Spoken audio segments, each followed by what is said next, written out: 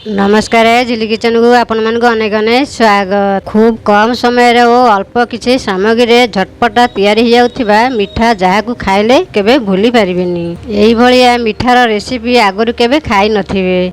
Tasty मिठा आपण मन यदि पसंद आसो वीडियो गोटे लाइक करिवे, शेयर करिवे, चैनल यदि नुआ थे सब्सक्राइब करने। चलतु रेसिपी को स्टार्ट करिबा। टेस्टी मिठा बनया पई एठी मु ब्रेड नैजी 6 पीस।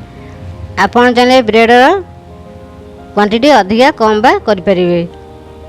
मुझे मीडियम साइज ब्रेड नहीं एवं छुरी साहाଯ୍ୟରେ एक कर साइड की कट मारी ने एगुरा कौन करें साइड सब काटिले आपको फोपाड़े। आपड़ जेको तरकारी करेंगे ग्रेवी बनवा चाहते हैं ग्राइंडिंग कर चूना को दे पारे।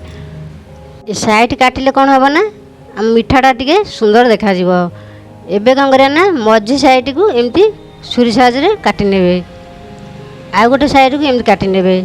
आमर ये गोटे ब्रेड रु 4 पीस बाहरी गला। ये मुझे सेम प्रोसेस सबू ब्रेड को काटिकी बहुत भल भाव साइज कर नहीं।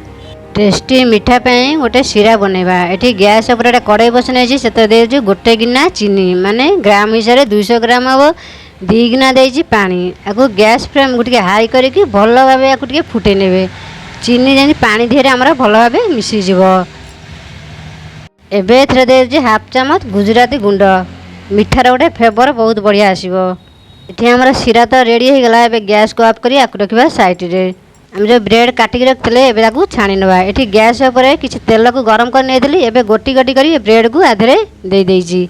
वो रेड ब्राउन कलर हवा पर्यंत आकु आमे छाणी नवा। ये आमर गोटे पट साइड हो गलानी। एबे आ गोटे पट साइड को उल्टै दबा। ये देखी पारे रेड ब्राउन कलर तो ये हो गलानी। एबे गोटे जगह दिह को बाहर कर नौजी। गैस फ्लेम को लो टू मीडियम रखिक छाणीबे। आ वीडियो को टे लास्ट पर्यंत देखिए। आपको रखा साइड रे। नेक्स्ट स्टेप को जीवा। आम जो सीरा बनई रखते जो ब्रेड को छाणी से ये सीरा धीरे आपको पकईदबा। पकईकी नोटपट करके भल भाव टे सीरा एमती भिजिज। सीरा धीरे आपको बेसी समय पकईबानी। जमी सीरा पीज तापर कौन करे 5 मिनट में रखिकी आपको सीरा रू काढ़ी नवा। देखो मुझे भल भाव आपको सीरा रू काढ़ी नौजी कहीं आमर क्रिस्पी आउ कंची रखा। साइड रे नेक्स्ट स्टेप को जीवा। एठी मु मिठा पाई खुआ बनाऊँगी। देखु ये गोटे कप नहीं क्षीर माने 300 ग्राम हम ताधे दे दे 4-5 चामच अमूल पाउडर। गैस फ्लेम को हाई करके भल भाव आपको टे फुटेबे। फुटी सारा आम गैस फ्लेम को लो टू मीडियम रखा।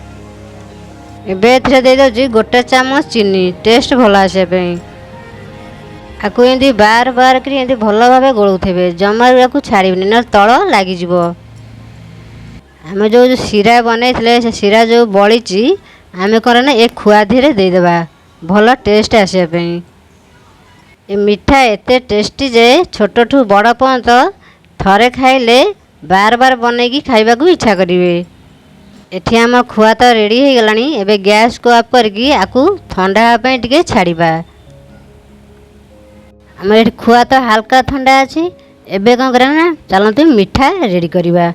ये जो छाणिकी आम जो ब्रेड रखते एबे से ब्रेड रू मु गोटे आनी 2 चामच खंडे आधे खुआ दौची। खुआ देकी भल भाव लगे ने टे मोटार देवे जमी आम खाइला बेलू पाटिकी टेस्ट भल आसो। आउ खंडे ब्रेड आनिक आधे सेट कर नियंतु। देखंतु मिठा आमर गोटे रेडी हो गला। से सेम प्रोसेस सबू मिठा को आम रेडी करके एमती लगेगी खुआ रेडी करवा। एठी देखंतु सबुतिक मिठा को मु बनईकी रेडी करी नैछि। टेस्टी मिठा घरे निश्चय बनातु। केमती नागिला कमेंट सेक्शन में निश्चय जनातु। आज रोची पुणी आसबि आउ गोटे नुआ रेसिपी नहीं कि से पर्यंत जाई रहिली। जय Jagannath. Thank you. Happy rakhi.